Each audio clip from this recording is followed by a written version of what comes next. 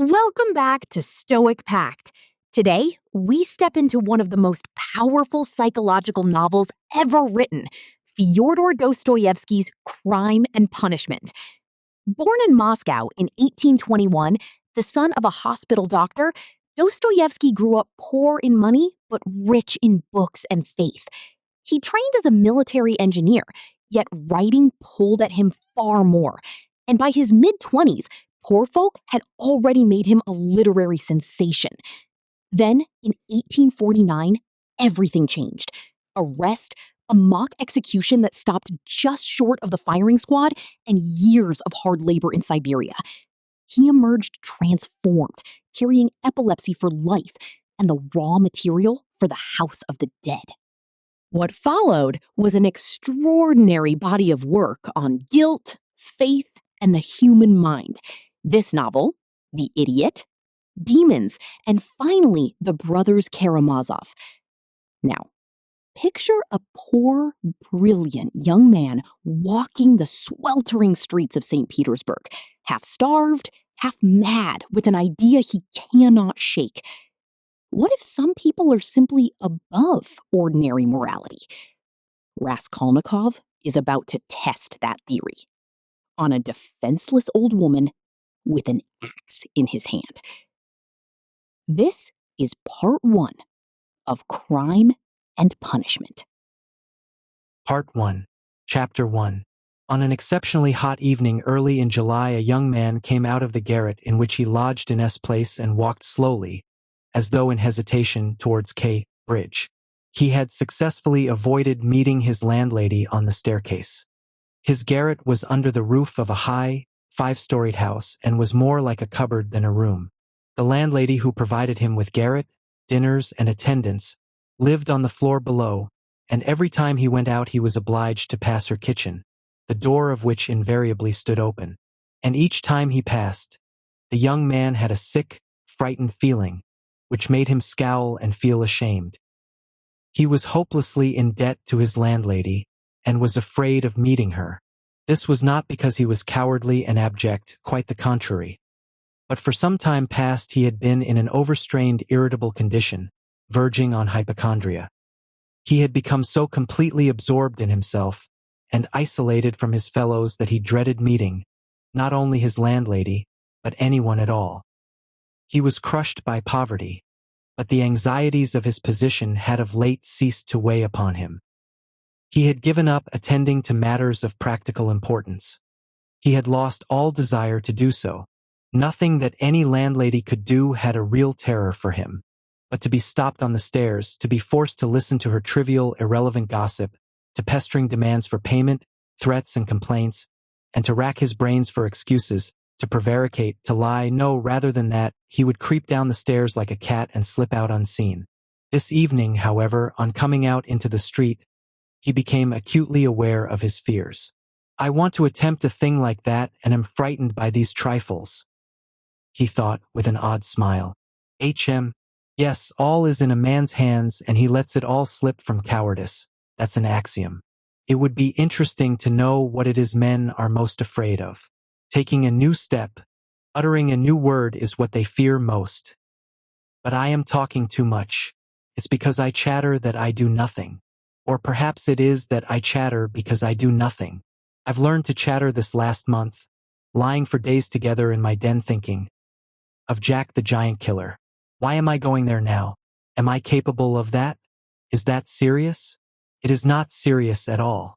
It's simply a fantasy to amuse myself. A plaything.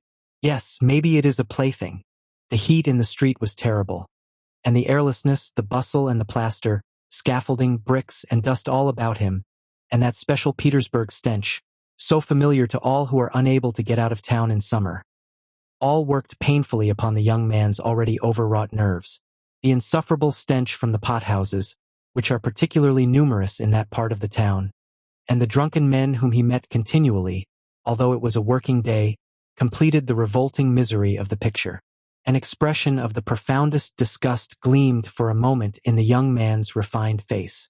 He was, by the way, exceptionally handsome, above the average in height, slim, well-built, with beautiful dark eyes and dark brown hair. Soon he sank into deep thought, or more accurately speaking, into a complete blankness of mind. He walked along not observing what was about him and not caring to observe it. From time to time, he would mutter something from the habit of talking to himself, to which he had just confessed. At these moments he would become conscious that his ideas were sometimes in a tangle and that he was very weak. For 2 days he had scarcely tasted food. He was so badly dressed that even a man accustomed to shabbiness would have been ashamed to be seen in the street in such rags. In that quarter of the town, however, scarcely any shortcoming in dress would have created surprise. Owing to the proximity of the Haymarket, the number of establishments of bad character, the preponderance of the trading and working-class population crowded in these streets and alleys in the heart of Petersburg, types so various were to be seen in the streets that no figure, however queer, would have caused surprise. But there was such accumulated bitterness and contempt in the young man's heart that, in spite of all the fastidiousness of youth, he minded his rags least of all in the street. It was a different matter when he met with acquaintances or with former fellow students, whom, indeed, he disliked meeting at any time. And yet when a drunken man who, for some unknown reason, was being taken somewhere in a huge wagon dragged by a heavy dray horse, suddenly shouted at him as he drove past, "Hey there, German hatter," bawling at the top of his voice and pointing at him, the young man stopped suddenly and clutched tremulously at his hat. It was a tall round hat from Zimmermann's, but completely worn out, rusty with age, all torn and bespattered, brimless and bent on one side in a most unseemly fashion. Not shame, however, but quite another feeling akin to terror had overtaken him. "I knew it," he muttered in confusion. "I thought so. That's the worst of all. Why, a stupid thing like this, the most trivial detail might spoil the whole plan. Yes, my hat is too noticeable. It looks absurd, and that makes it noticeable. With my rags I ought to wear a cap, any sort of old pancake, but not this grotesque thing. Nobody wears such a hat. It would be noticed a mile off. It would be remembered. What matters is that people would remember it, and that would give them a clue. For this business one should be as little conspicuous as possible. Trifles are what matter. Why? It's just such trifles that always ruin everything." He had not far to go. He knew indeed how many steps it was from the gate of his lodging house. Exactly 730. He had counted them once when he had been lost in dreams. At the time he had put no faith in those dreams and was only tantalizing himself by their hideous but daring recklessness. Now, a month later, he had begun to look upon them differently, and in spite of the monologues in which he jeered at his own impotence and indecision, he had involuntarily come to regard this hideous dream as an exploit to be attempted, although he still did not realize this himself.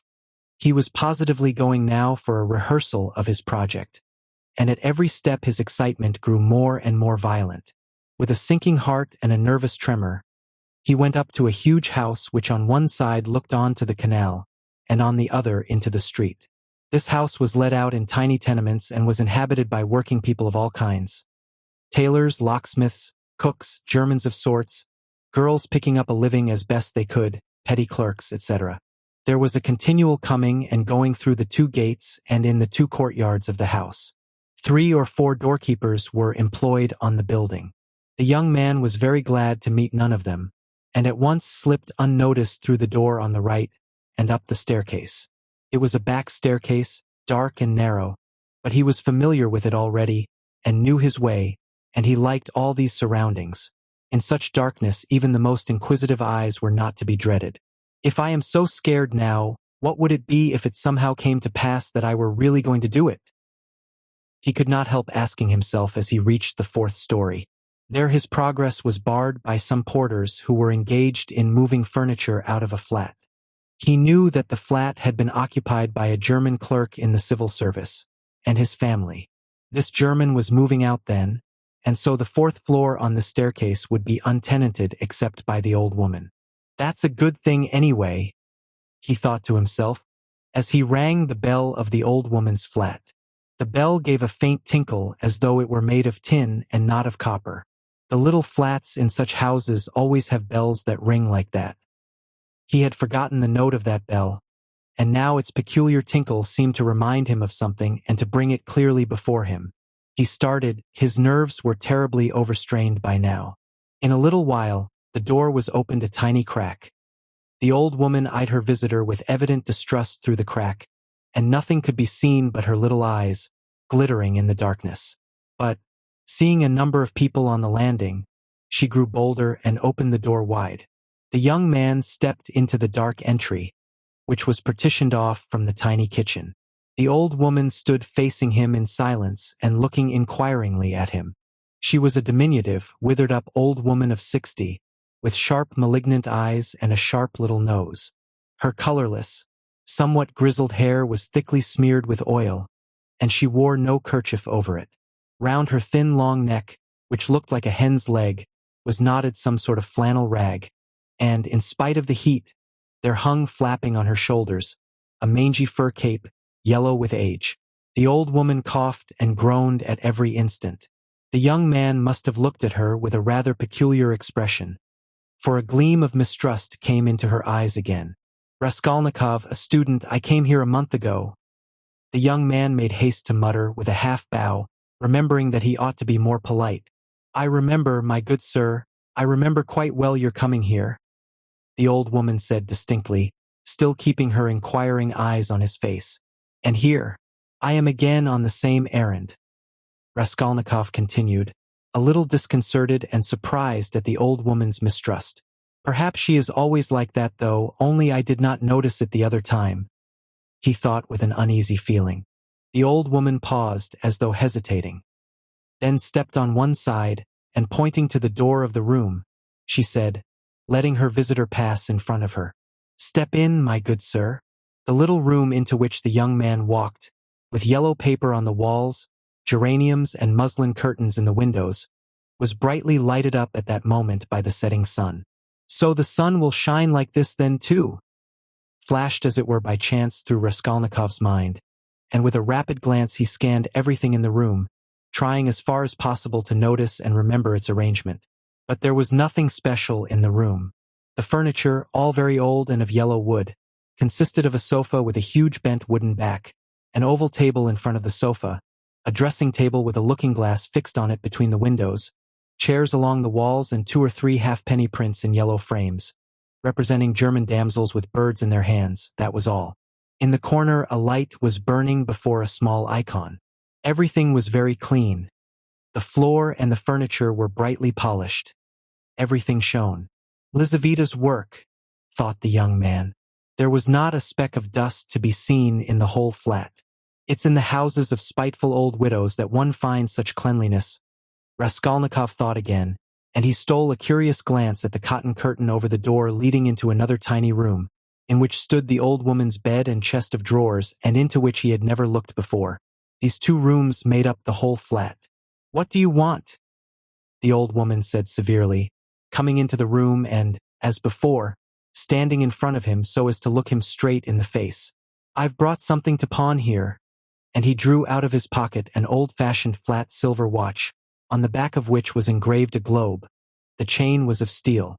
But the time is up for your last pledge. The month was up the day before yesterday. I will bring you the interest for another month. Wait a little. But that's for me to do as I please, my good sir, to wait or to sell your pledge at once. How much will you give me for the watch, Alyona Ivanovna? You come with such trifles, my good sir. It's scarcely worth anything. I gave you 2 rubles last time for your ring, and one could buy it quite new at a jeweler's for 1.5 rubles. Give me 4 rubles for it. I shall redeem it. It was my father's. I shall be getting some money soon. 1.5 rubles, and interest in advance, if you like. 1.5 rubles, cried the young man. Please yourself. And the old woman handed him back the watch. The young man took it and was so angry that he was on the point of going away, but checked himself at once, remembering that there was nowhere else he could go, and that he had had another object also in coming. Hand it over, he said roughly. The old woman fumbled in her pocket for her keys and disappeared behind the curtain into the other room. The young man, left standing alone in the middle of the room, listened inquisitively, thinking. He could hear her unlocking the chest of drawers. It must be the top drawer, he reflected. So she carries the keys in a pocket on the right, all in one bunch on a steel ring. And there's one key there, 3 times as big as all the others with deep notches. That can't be the key of the chest of drawers. Then there must be some other chest or strongbox. That's worth knowing. Strong boxes always have keys like that. But how degrading it all is. The old woman came back.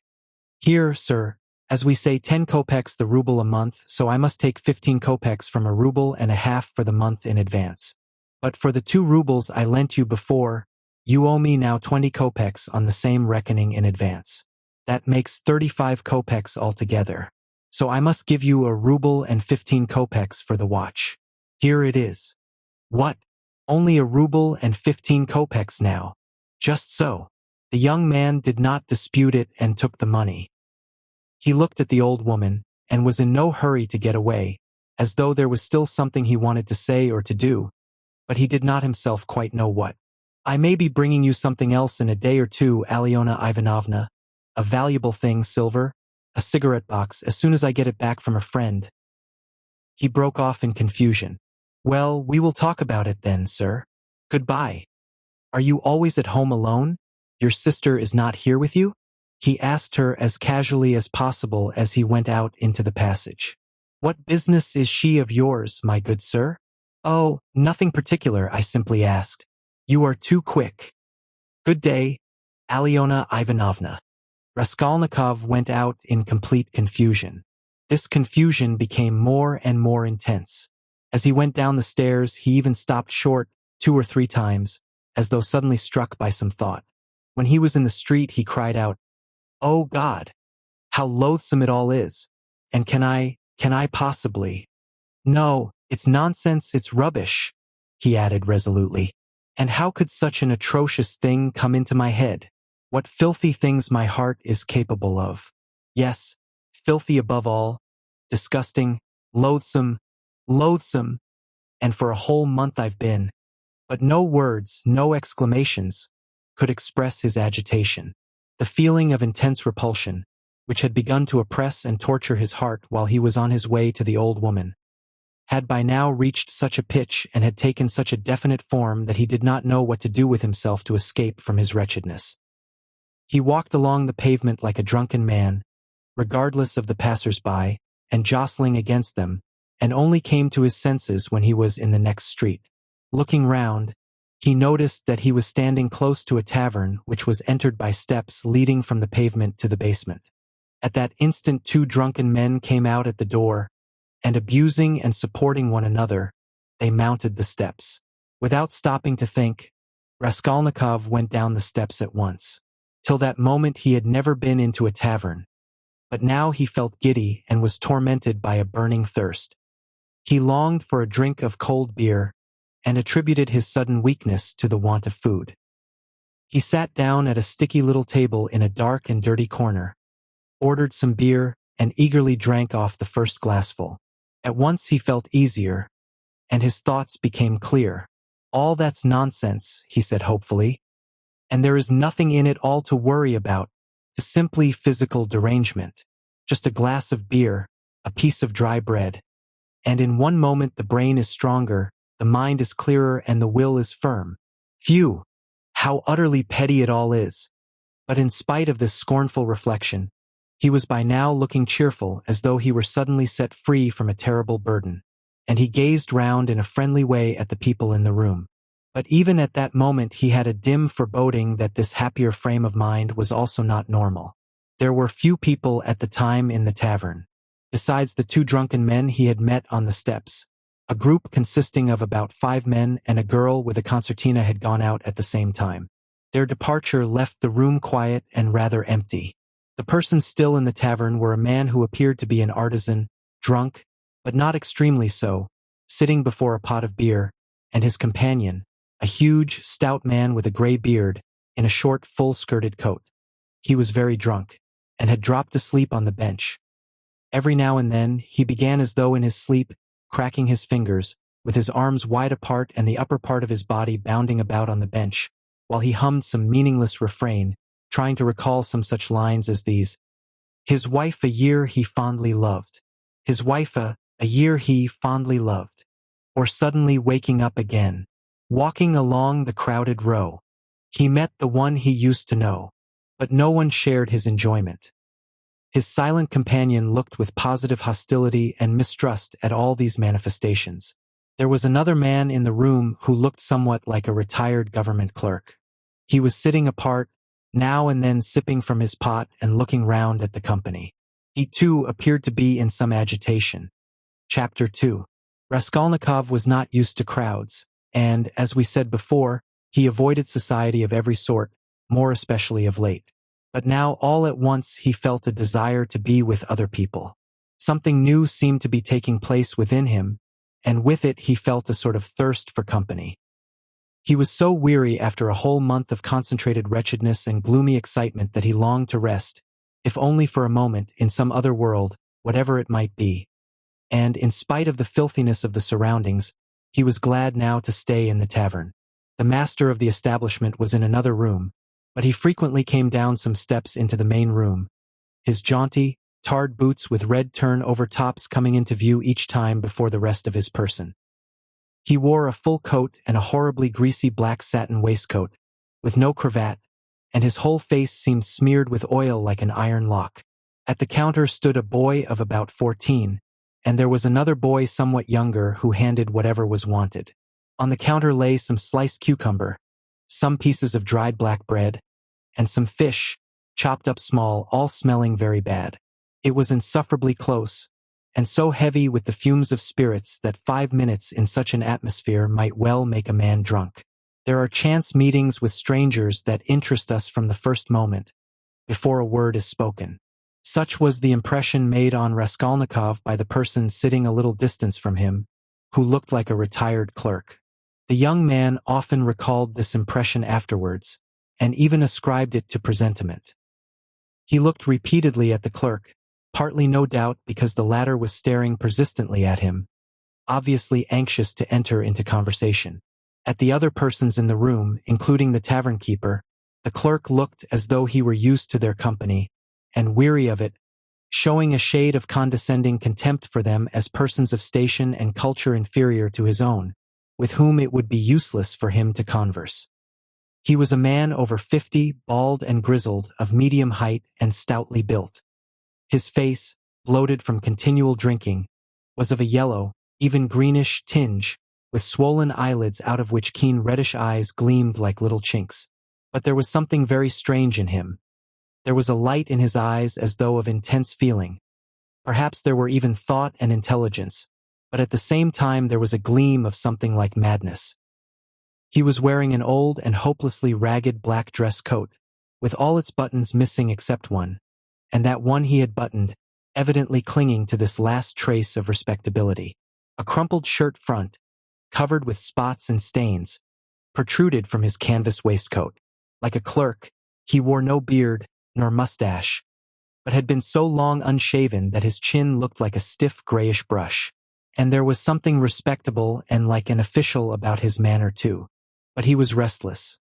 He ruffled up his hair and from time to time let his head drop into his hands, dejectedly resting his ragged elbows on the stained and sticky table. At last he looked straight at Raskolnikov and said loudly and resolutely, "May I venture, honored sir, to engage you in polite conversation? Forasmuch as, though your exterior would not command respect, my experience admonishes me that you are a man of education and not accustomed to drinking. I have always respected education when in conjunction with genuine sentiments, and I am besides a titular counselor in rank. Marmeladov, such is my name, titular counselor. I make bold to inquire, have you been in the service?" "No, I am studying," answered the young man, somewhat surprised at the grandiloquent style of the speaker and also at being so directly addressed. In spite of the momentary desire he had just been feeling for company of any sort, on being actually spoken to he felt immediately his habitual irritable and uneasy aversion for any stranger who approached or attempted to approach him. "A student then, or formerly a student?" cried the clerk. "Just what I thought. I'm a man of experience, immense experience, sir." And he tapped his forehead with his fingers in self-approval. "You've been a student or have attended some learned institution, but allow me." He got up, staggered, took up his jug and glass, and sat down beside the young man, facing him a little sideways. He was drunk, but spoke fluently and boldly, only occasionally losing the thread of his sentences and drawling his words. He pounced upon Raskolnikov as greedily as though he too had not spoken to a soul for a month. "Honored sir," he began almost with solemnity. "Poverty is not a vice, that's a true saying. Yet I know too that drunkenness is not a virtue, and that that's even truer. But beggary, honored sir, beggary is a vice. In poverty you may still retain your innate nobility of soul, but in beggary, never, no one. For beggary a man is not chased out of human society with a stick. He is swept out with a broom, so as to make it as humiliating as possible. And quite right, too, for as much as in beggary I am ready to be the first to humiliate myself. Hence the pothouse. Honored sir, a month ago Mr. Lebeziatnikov gave my wife a beating, and my wife is a very different matter from me. Do you understand? Allow me to ask you another question out of simple curiosity. Have you ever spent a night on a hay barge on the Neva?" "No, I have not happened to," answered Raskolnikov. "What do you mean?" "Well, I've just come from one, and it's the 5th night I've slept so." He filled his glass, emptied it, and paused. Bits of hay were in fact clinging to his clothes and sticking to his hair. It seemed quite probable that he had not undressed or washed for the last 5 days. His hands, particularly, were filthy. They were fat and red with black nails. His conversation seemed to excite a general though languid interest. The boys at the counter fell to sniggering. The innkeeper came down from the upper room, apparently on purpose to listen to the funny fellow, and sat down at a little distance, yawning lazily, but with dignity. Evidently Marmeladov was a familiar figure here, and he had most likely acquired his weakness for high-flown speeches from the habit of frequently entering into conversation with strangers of all sorts in the tavern. This habit develops into a necessity in some drunkards, and especially in those who are looked after sharply and kept in order at home. Hence, in the company of other drinkers they try to justify themselves and even if possible obtain consideration. "Funny fellow," pronounced the innkeeper. "And why don't you work? Why aren't you at your duty? If you are in the service?" "Why am I not at my duty, honored sir?" Marmeladov went on, addressing himself exclusively to Raskolnikov, as though it had been he who put that question to him. "Why am I not at my duty? Does not my heart ache to think what a useless worm I am? A month ago, when Mr. Lebeziatnikov beat my wife with his own hands, and I lay drunk, didn't I suffer? Excuse me, young man, has it ever happened to you? Well, to petition hopelessly for a loan. Yes, it has. But what do you mean by hopelessly? Hopelessly in the fullest sense, when you know beforehand that you will get nothing by it. You know, for instance, beforehand with positive certainty that this man, this most reputable and exemplary citizen, will on no consideration give you money. And indeed I ask you, why should he? For he knows of course that I shan't pay it back. From compassion. But Mr. Lebeziatnikov, who keeps up with modern ideas, explained the other day that compassion is forbidden nowadays by science itself, and that that's what is done now in England, where there is political economy. Why, I ask you, should he give it to me? And yet, though I know beforehand that he won't, I set off to him and— "Why do you go?" put in Raskolnikov. "Well, when one has no one, nowhere else one can go. For every man must have somewhere to go. Since there are times when one absolutely must go somewhere. When my own daughter first went out with a yellow ticket, then I had to go, for my daughter has a yellow passport." He added in parenthesis, looking with a certain uneasiness at the young man. "No matter, sir, no matter," he went on hurriedly and with apparent composure when both the boys at the counter guffawed and even the innkeeper smiled. "No matter, I am not confounded by the wagging of their heads. For everyone knows everything about it already, and all that is secret is made open, and I accept it all, not with contempt, but with humility. So be it, so be it. Behold the man. Excuse me, young man, can you— No, to put it more strongly and more distinctly. Not can you but dare you, looking upon me, assert that I am not a pig." The young man did not answer a word. "Well, The orator began again stolidly and with even increased dignity, after waiting for the laughter in the room to subside. Well, so be it, I am a pig, but she is a lady. I have the semblance of a beast, but Katerina Ivanovna, my spouse, is a person of education and an officer's daughter. Granted, I am a scoundrel, but she is a woman of a noble heart, full of sentiments, refined by education. And yet, oh, if only she felt for me. Honored sir, you know every man ought to have at least one place where people feel for him. But Katerina Ivanovna, though she is magnanimous, she is unjust. And yet, although I realize that when she pulls my hair she only does it out of pity, for I repeat without being ashamed, she pulls my hair, young man, he declared with redoubled dignity, hearing the sniggering again. But, my God, if she would but once. But no, it's all in vain and it's no use talking. No use talking. For more than once, my wish did come true and more than once she has felt for me, but such is my fate and I am a beast by nature. Rather, assented the innkeeper yawning. Marmeladov struck his fist resolutely on the table. Such is my fate. Do you know, sir, I have sold her very stockings for drink? Not her shoes, that would be more or less in the order of things, but her stockings I have sold for drink. Her mohair shawl I sold for drink, a present to her long ago, her own property, not mine. And we live in a cold room and she caught cold this winter and has begun coughing and spitting blood too. We have 3 little children and Katerina Ivanovna is at work from morning till night. She is scrubbing and cleaning and washing the children, for she's been used to cleanliness from a child. But her chest is weak and she has a tendency to consumption and I feel it.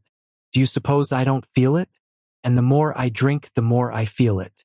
That's why I drink too. I try to find sympathy and feeling in drink. I drink so that I may suffer twice as much.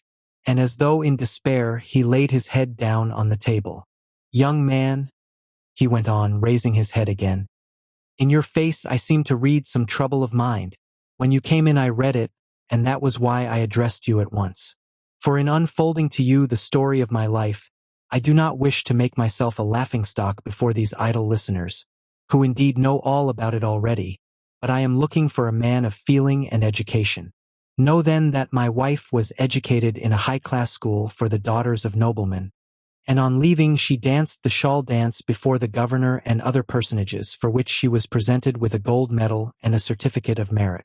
The medal of course was sold long ago at Chem, but the certificate of merit is in her trunk still, and not long ago she showed it to our landlady.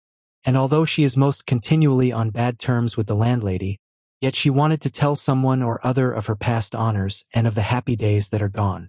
I don't condemn her for it, I don't blame her, for the one thing left her is recollection of the past, and all the rest is dust and ashes.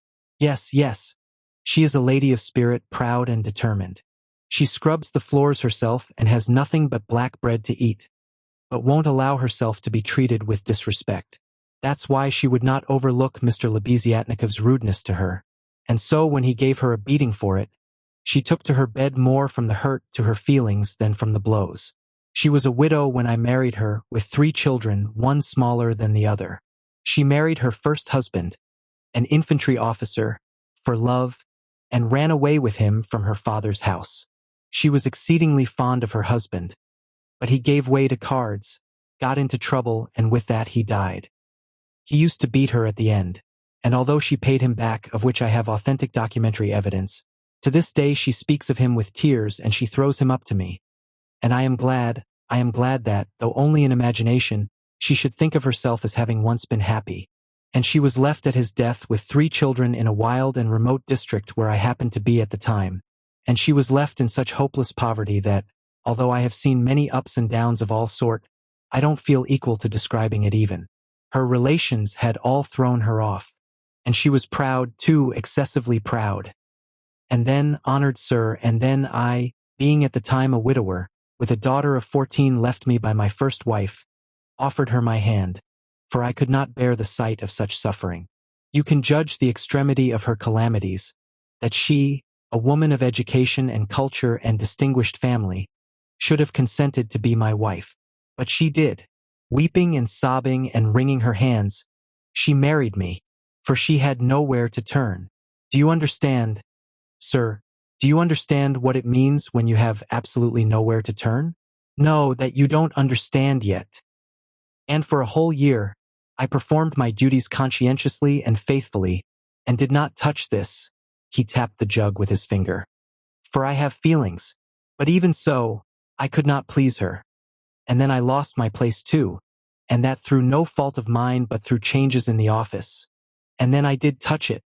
It will be a year and a half ago soon since we found ourselves at last, after many wanderings and numerous calamities, in this magnificent capital, adorned with innumerable monuments. Here I obtained a situation. I obtained it and I lost it again. Do you understand? This time it was through my own fault I lost it, for my weakness had come out.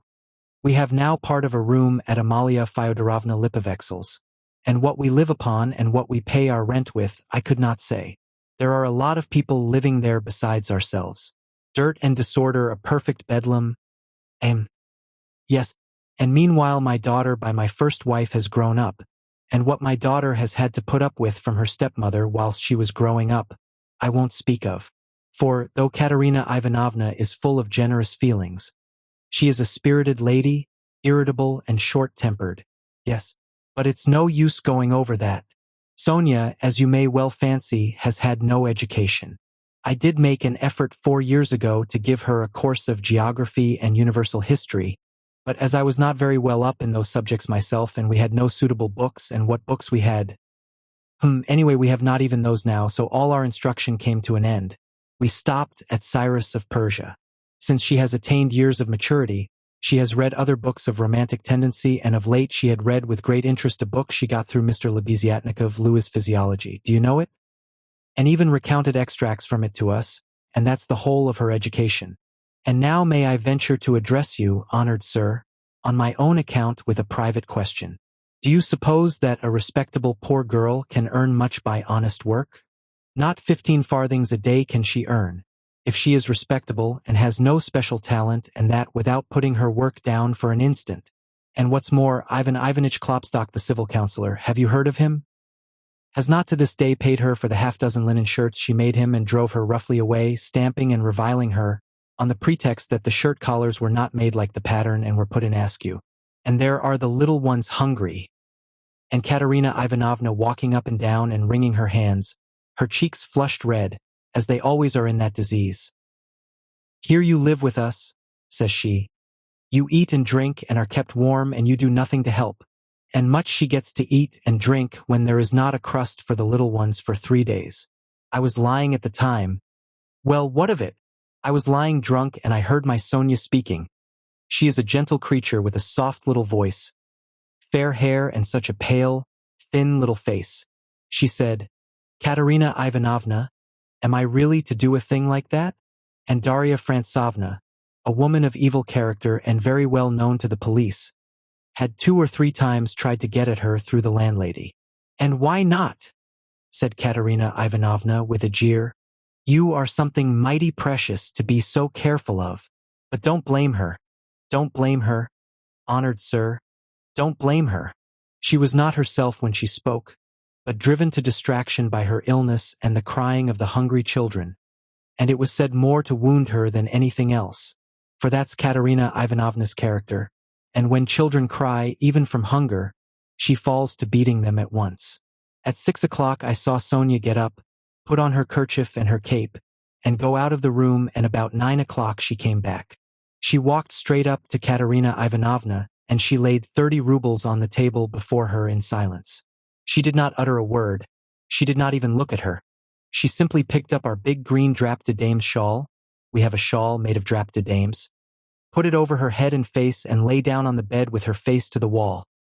Only her little shoulders and her body kept shuddering, and I went on lying there just as before. And then I saw a young man, I saw Katerina Ivanovna, in the same silence go up to Sonia's little bed. She was on her knees all the evening kissing Sonia's feet, and would not get up, and then they both fell asleep in each other's arms. Together, yes, and I lay drunk. Marmeladov stopped short, as though his voice had failed him. Then he hurriedly filled his glass, drank, and cleared his throat. Since then, sir, he went on after a brief pause. Since then, owing to an unfortunate occurrence and through information given by evil-intentioned persons, in all which Darya Francovna took a leading part on the pretext that she had been treated with want of respect. Since then my daughter Sofia Semyonovna has been forced to take a yellow ticket, and owing to that she is unable to go on living with us.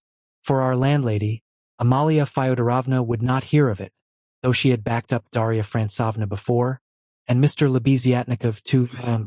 All the trouble between him and Katerina Ivanovna was on Sonia's account. At first he was for making up to Sonia himself, and then all of a sudden he stood on his dignity. "How," said he, "can a highly educated man like me live in the same rooms with a girl like that?" And Katerina Ivanovna would not let it pass. She stood up for her. And so that's how it happened. And Sonia comes to us now, mostly after dark. She comforts Katerina Ivanovna and gives her all she can.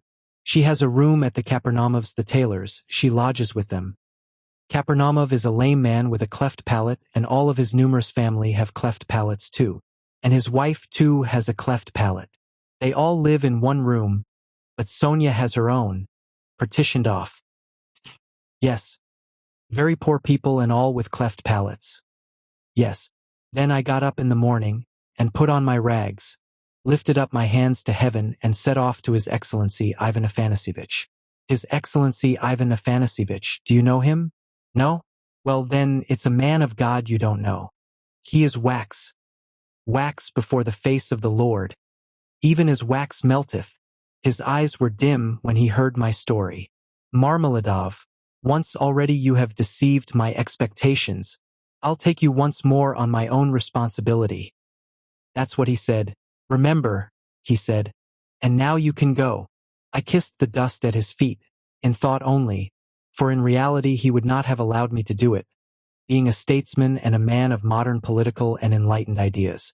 I returned home, and when I announced that I'd been taken back into the service and should receive a salary, heavens, what a to-do there was! Marmeladov stopped again in violent excitement. At that moment a whole party of revelers already drunk came in from the street, and the sounds of a hired concertina and the cracked piping voice of a child of 7 singing the Hamlet were heard in the entry. The room was filled with noise. The tavern keeper and the boys were busy with the newcomers. Marmeladov, paying no attention to the new arrivals, continued his story.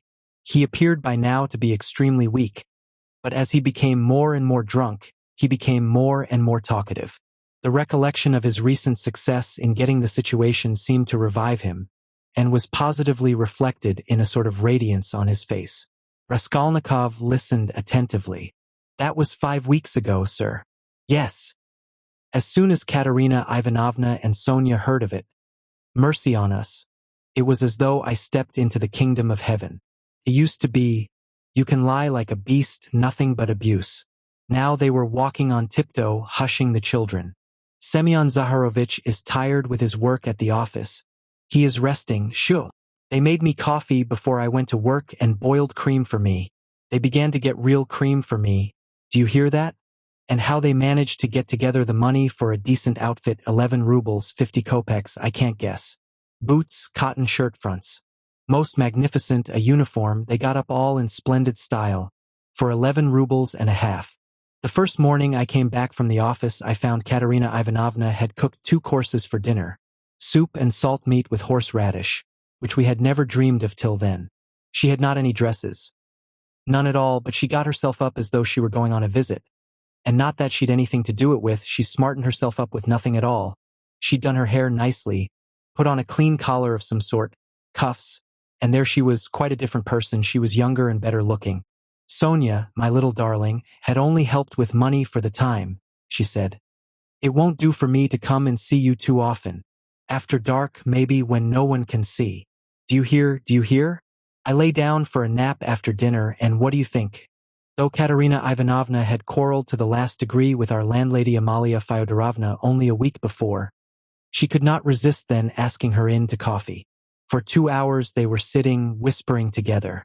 Semyon Zaharovich is in the service again now and receiving a salary, says she, and he went himself to His Excellency, and His Excellency himself came out to him.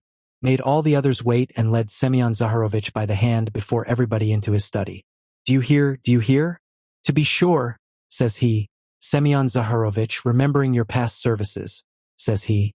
And in spite of your propensity to that foolish weakness, since you promise now and since moreover we've got on badly without you. Do you hear, Winky Face? And so, says he, I rely now on your word as a gentleman.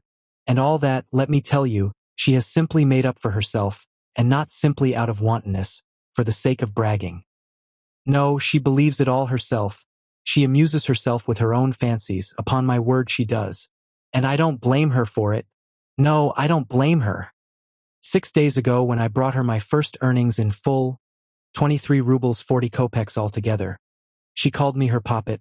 Poppet, said she, my little poppet. And when we were by ourselves, you understand. You would not think me a beauty, you would not think much of me as a husband, would you? Well, she pinched my cheek.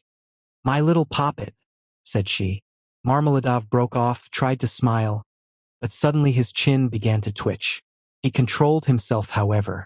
The tavern, the degraded appearance of the man, the 5 nights in the hay barge, and the pot of spirits, and yet this poignant love for his wife and children bewildered his listener. Raskolnikov listened intently but with a sick sensation. He felt vexed that he had come here. Honored sir, cried Marmeladov, recovering himself. Oh, sir, perhaps all this seems a laughing matter to you, as it does to others, and perhaps I am only worrying you with the stupidity of all the trivial details of my home life, but it is not a laughing matter to me, for I can feel it all. And the whole of that heavenly day of my life and the whole of that evening I passed in fleeting dreams of how I would arrange it all, and how I would dress all the children, and how I should give her rest, and how I should rescue my own daughter from dishonor and restore her to the bosom of her family, and a great deal more. Quite excusable, sir. Well then, sir. Marmeladov suddenly gave a sort of start, raised his head and gazed intently at his listener. Well, on the very next day after all those dreams, that is to say, exactly 5 days ago in the evening, by a cunning trick like a thief in the night, I stole from Katerina Ivanovna the key of her box, took out what was left of my earnings. How much it was I have forgotten, and now look at me, all of you. It's the 5th day since I left home, and they are looking for me there, and it's the end of my employment, and my uniform is lying in a tavern on the Egyptian bridge. I exchanged it for the garments I have on, and it's the end of everything. Marmeladov struck his forehead with his fist, clenched his teeth, closed his eyes, and leaned heavily with his elbow on the table. But a minute later his face suddenly changed, and with a certain assumed slyness and affectation of bravado, he glanced at Raskolnikov, laughed, and said, This morning I went to see Sonia. I went to ask her for a pick-me-up. You don't say she gave it to you? Cried one of the newcomers. He shouted the words and went off into a guffaw. This very quart was bought with her money, Marmeladov declared, addressing himself exclusively to Raskolnikov. 30 kopecks she gave me with her own hands, her last, all she had, as I saw. She said nothing. She only looked at me without a word. Not on earth, but up yonder. They grieve over men, they weep, but they don't blame them, But it hurts more when they don't blame. 30 kopecks, yes, and maybe she needs them now? What do you think, my dear sir? For now she's got to keep up her appearance. Costs money, that smartness, that special smartness, you know? Do you understand? And there's pomatum, too, you see, she must have things. Petticoats, starched ones, shoes, too. Real Johnny ones to show off her foot when she has to step over a puddle. Do you understand, sir? Do you understand what all that smartness means? And here I, her own father, here I took 30 kopecks of that money for a drink. And I am drinking it. And I have already drunk it. Come, who will have pity on a man like me? Are you sorry for me, sir, or not? Tell me, sir, are you sorry or not? He would have filled his glass, but there was no drink left. The pot was empty. What are you to be pitied for? Shouted the tavern keeper, who was again near them. Shouts of laughter and even oaths followed. The laughter and the oaths came from those who were listening and also from those who had heard nothing but were simply looking at the figure of the discharged government clerk. To be pitied. Why am I to be pitied? Marmeladov suddenly declaimed, standing up with his arm outstretched, as though he had been only waiting for that question. Why am I to be pitied, you say? Yes, there's nothing to pity me for. I ought to be crucified on a cross, not pitied. Crucify me, O judge, crucify me but pity me, and then I will go of myself to be crucified. For it's not merrymaking I seek but tears and tribulation. Do you suppose, you that sell, that this pint of yours has been sweet to me? It was tribulation I sought at the bottom of it, tears and tribulation, and have found it, and I have tasted it. But he will pity us who has had pity on all men, who has understood all men and all things. He is the one, he too is the judge. He will come in that day and he will ask, where is the daughter who gave herself for her cross, consumptive stepmother and for the little children of another? Where is the daughter who had pity upon the filthy drunkard, her earthly father, undismayed by his beastliness? And he will say, come to me, I have already forgiven thee once. I have forgiven thee once. Thy sins which are many are forgiven thee, for thou hast loved much. And he will forgive my Sonia, he will forgive, I know it. I felt it in my heart when I was with her just now. And he will judge and will forgive all, the good and the evil, the wise and the meek. And when he has done with all of them, then he will summon us. You too come forth, he will say. Come forth, ye drunkards, come forth, ye weak ones, come forth, ye children of shame. And we shall all come forth, without shame, and shall stand before him. And he will say unto us, ye are swine, made in the image of the beast and with his mark. But come ye also. And the wise ones and those of understanding will say, O Lord, why dost thou receive these men? And he will say, this is why I receive them, O ye wise, this is why I receive them, O ye of understanding, that not one of them believed himself to be worthy of this.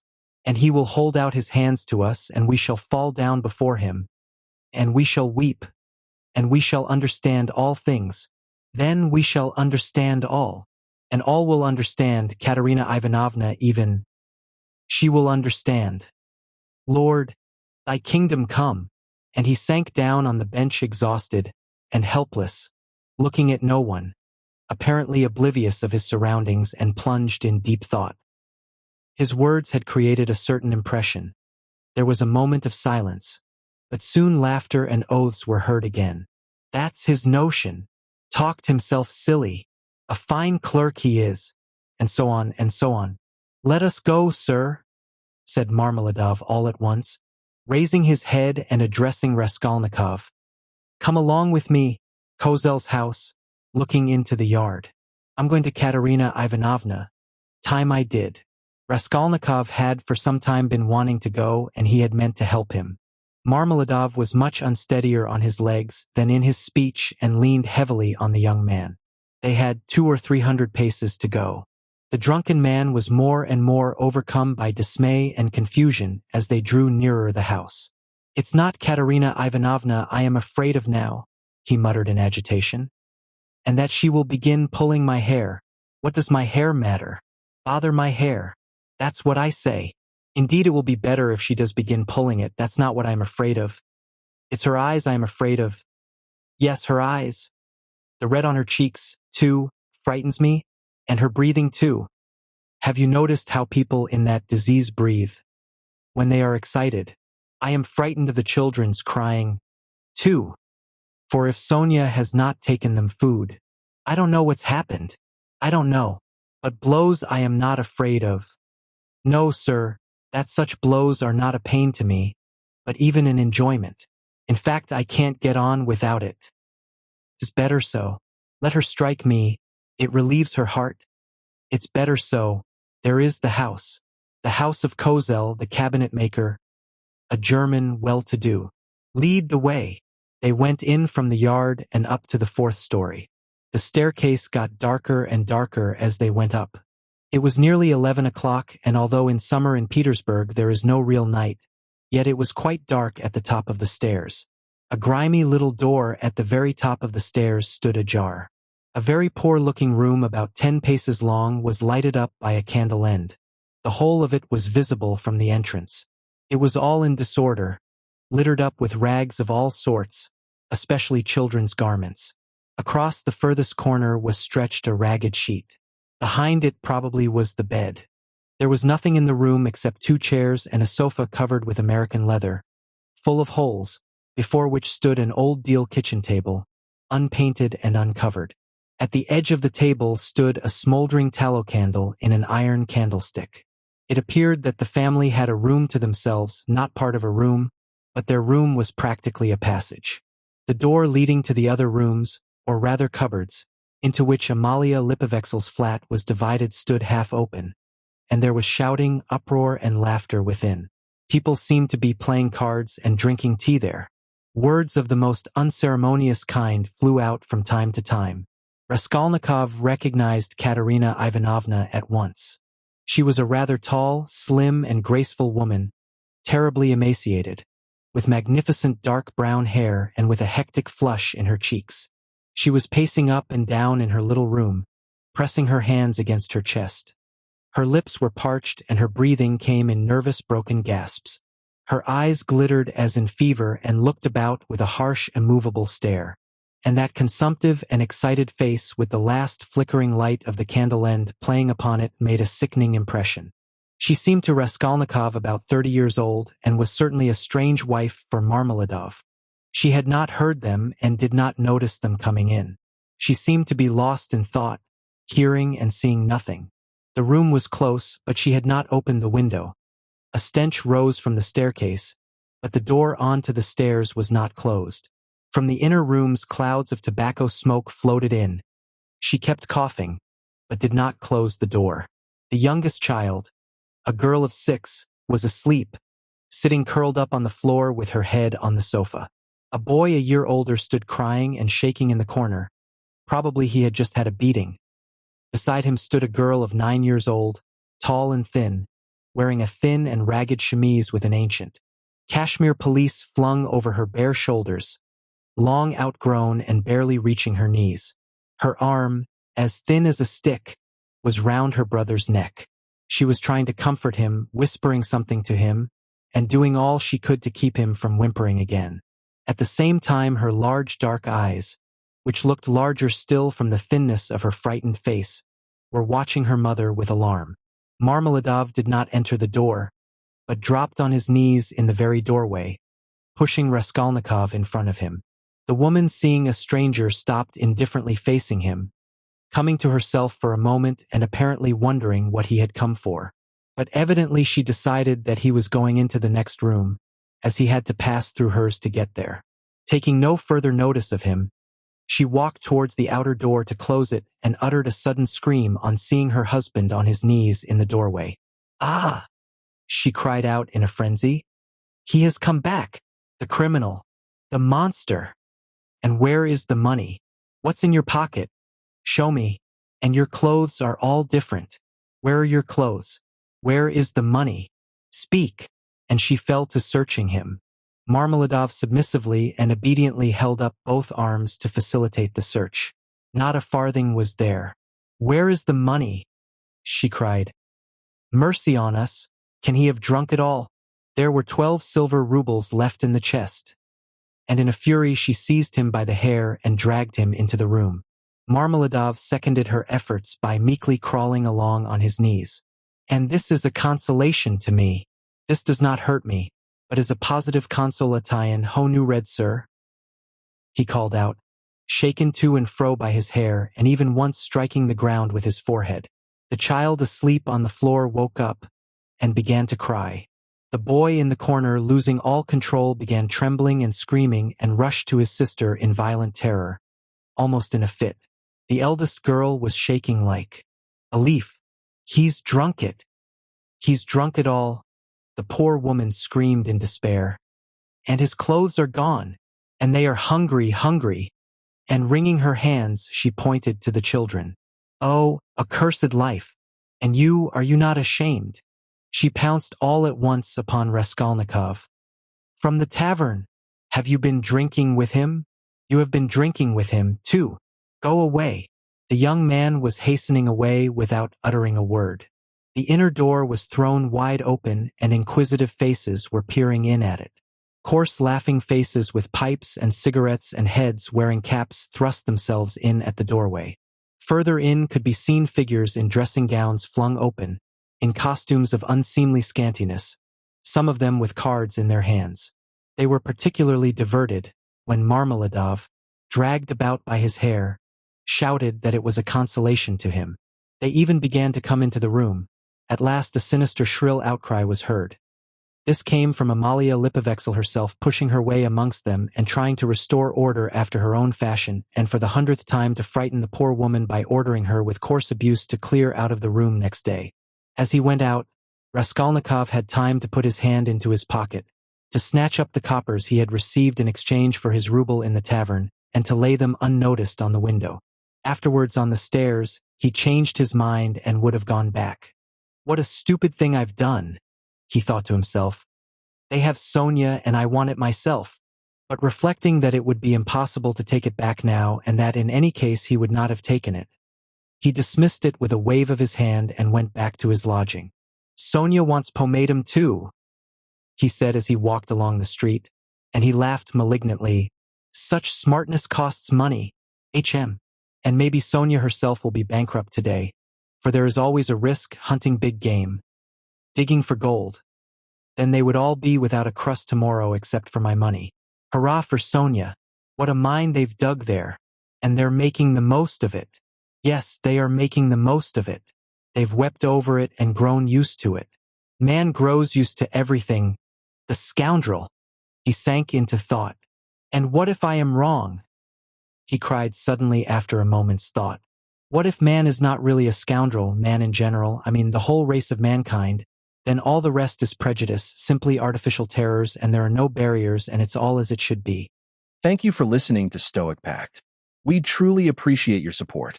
Please subscribe, leave a like, and share this video with fellow lovers of classic literature. Don't miss the next episode.